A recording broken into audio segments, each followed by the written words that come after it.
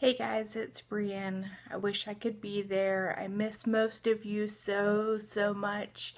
Um, so the cool thing about being in the Matthews family, even though that's never been my last name, is that I've been in this family my entire life.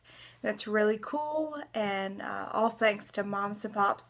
Definitely not the five standing in front of you. Not at all. So I bet you're wondering, what was your whole life like being around those guys your whole life? Well, I'll tell you, each of them have taught me something that has made me who I am today. So if you don't like me, it is their fault. You can blame them. So let's see. John taught me self-confidence. So he constantly reminded me of my nicknames, Bubble Butt and Bean with an R. So if you could be okay with that, you could be really confident. And to this day, I'm the most confident person that I have ever met. Speaking of self-confidence, Dave taught me how to entertain a crowd from a very young age. I was doing Richard Nixon impressions, and on a regular basis, I got to ask John if he was getting any. Great, right? Self-confidence. Chris taught me how to curse at a television while the football game was on. Pretty cool skill to learn. Tim taught me how to drive and about making yourself known. So, like, let's say somebody's taking a nap and you come into their house and then they wake up from the nap. You need to make sure that you make your presence known. Lesson learned, won't ever happen again.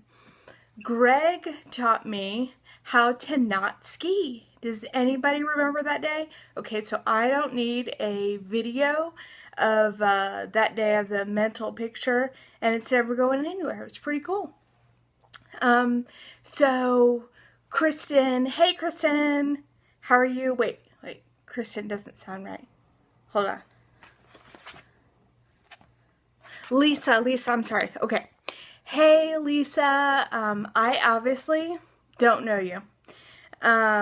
Just made that pretty clear. And so what I've decided to do to figure out if I like you or not, I have asked my mom to judge you all next week. So I guess just be really nice to her.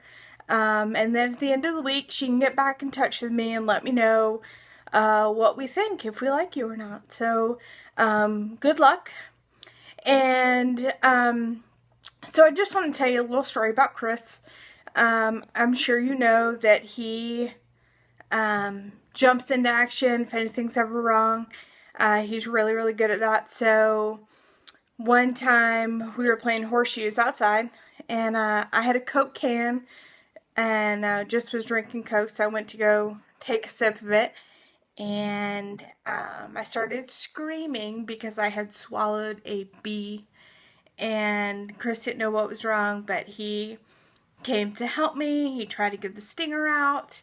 He just jumped into action. Very cool about him. He actually went to the neighbor's house and got a cigarette and took the tobacco out to get the stinger out. Really cool. But it did have a side effect. That was my first taste of tobacco, and shortly after that, I started chewing tobacco.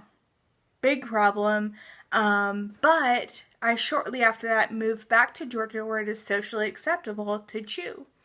So if anyone misses me, sorry, that's Chris's fault. But anyways, so it's really weird that a Coke can and chewing tobacco led to that, me moving back to Georgia. But if you want to hear a funny story about drinking warm tobacco out of a Coke can, ask Nicodemus. He's got a really good story, so make sure you stop and ask him to tell you that. Pretty cool. So anyways, I just wanted to give a toast to Chris and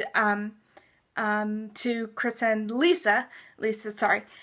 So Chris and Lisa, if everyone can go ahead and get a drink. And if you don't have one, Go take Patty. She's probably already had one too many by now, so it'll be okay if she doesn't drink one this time. All right, everyone have their glass. All right, Chris and Lisa, may you live long and prosper.